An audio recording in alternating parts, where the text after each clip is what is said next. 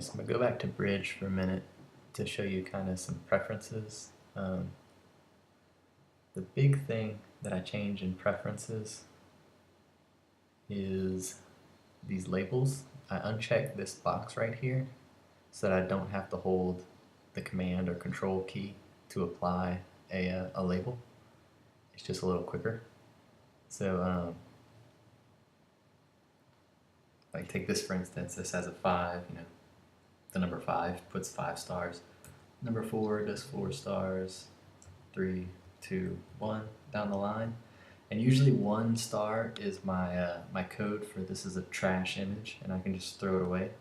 So when I'm editing like a wedding, I'll go through and just 1 star blinks, things where like a flash didn't go off, so it's just a black image and stuff like that. And then my second round I'll go through and try to 5-star things that I just immediately like the picture. And so that gives me, how I get, my starred images.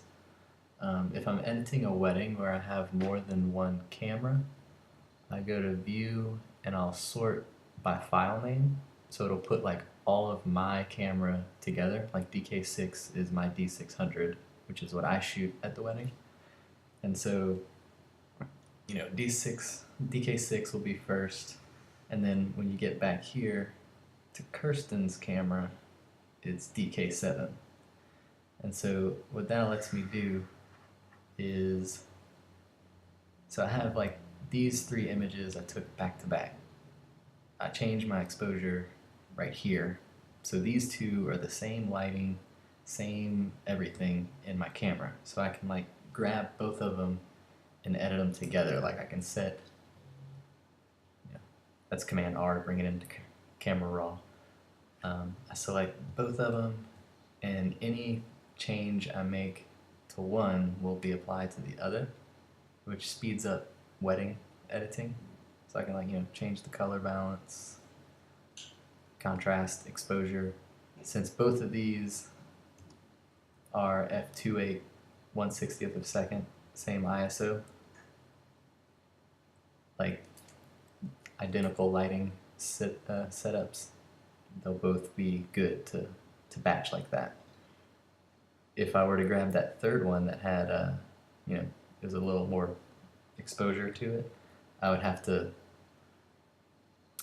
change this one's exposure just manually by itself because it's different.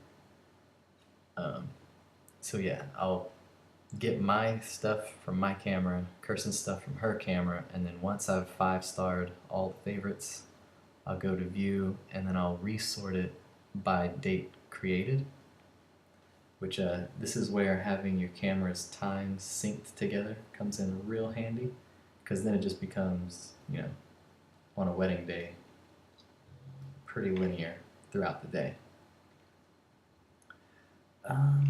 And so yeah, that takes care of batch editing, sorting, and labeling, which is a big part of what I do in Bridge.